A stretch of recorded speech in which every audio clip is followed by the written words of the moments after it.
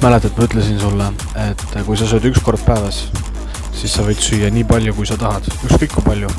Tähtis on, et see oleks sinu üks ja ainuke toidukord. Austa seda ja pühendu sellele. Nüüd vaata, kuidas ma igasuguseid idapäraseid toite näost sisse lükkan ja ei söö ei enne seda mitte ühtegi grammi ega peale seda kuni järgmise päeva kella 17:30.